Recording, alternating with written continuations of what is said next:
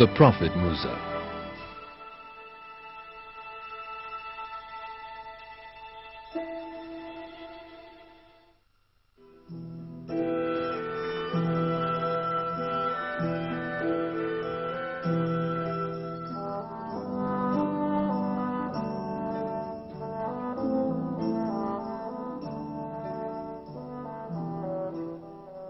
The River Nile.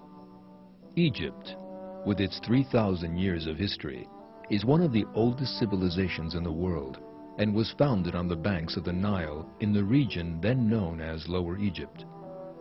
Based on a territory stretching from the Nile Delta towards the south, Egypt became one of the wealthiest and most powerful states of the time.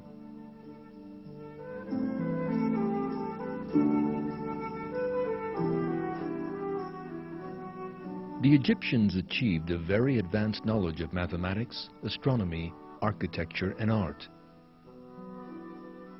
With this knowledge they acquired, they built palaces and pyramids whose secrets have still not been unraveled to this day. The civilization of ancient Egypt took its glorious place on the stage of history for the period of time allotted to it, and then disappeared.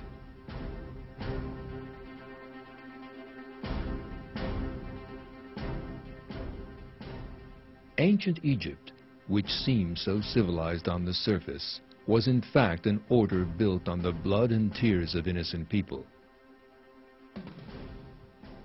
Indeed, God describes ancient Egypt in the Quran as a clear example of a system of denial. In one verse of the Quran, one of the cruel rulers of Egypt, Pharaoh, declares his own divinity in his own words.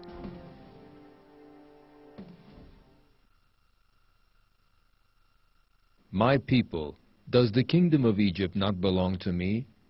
Do not all these rivers flow under my control? Do you not then see?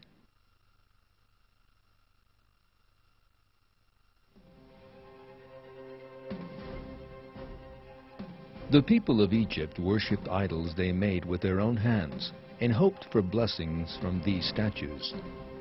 One of the fundamental inconsistencies of this system of denial was the way that the kings regarded themselves as gods. The kings, who believed themselves to be divine, would marry their own sisters in order to prevent their blood mixing with those of ordinary people.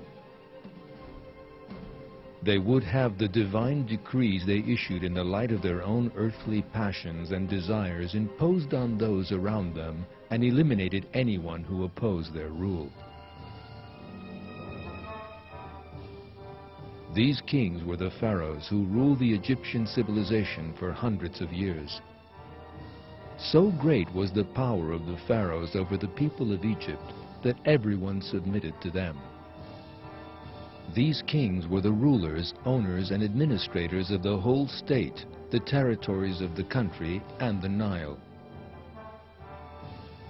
All forms of production in the country were kept under tight control and offered to the pharaoh. Pharaoh, in turn, made most unjust use of these in favor of the social class closest to him.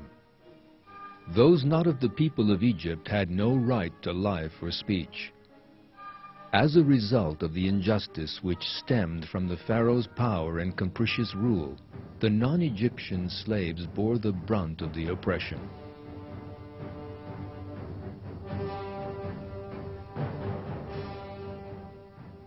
Monarchical rule and slavery have existed in all civilizations in history. But the slaves in Egypt suffered to an extent unknown in any other civilization. Every pharaoh in the history of ancient Egypt had temples and cities built to demonstrate his power and wealth. Thousands of slaves were ruthlessly worked to death in the construction of these cities. They had no right to rest. Slaves were never regarded as part of the Egyptian people. They were deprived of the right to life and free speech while the people of Egypt lived in plenty and abundance.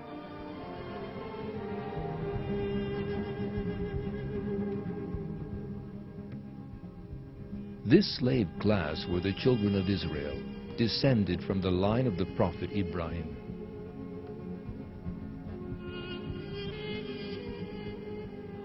According to the verses of the Quran, the Egyptians enslaved and oppressed the children of Israel to keep the system of slavery going. The oppression of the children of Israel had reached such levels that even their numbers were controlled. Women capable of serving were kept alive, and newly born male children ruthlessly slaughtered.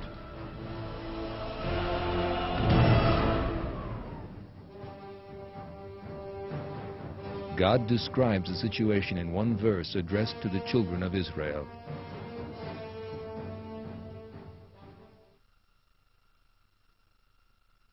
Remember when we rescued you from the people of Pharaoh. They were inflicting an evil punishment on you, slaughtering your sons and letting your women live. In that there was a tremendous trial for you from your Lord.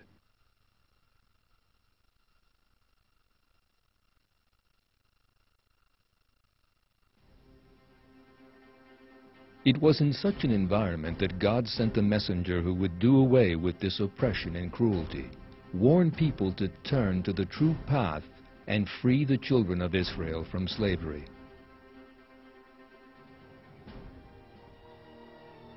That messenger was the prophet Musa.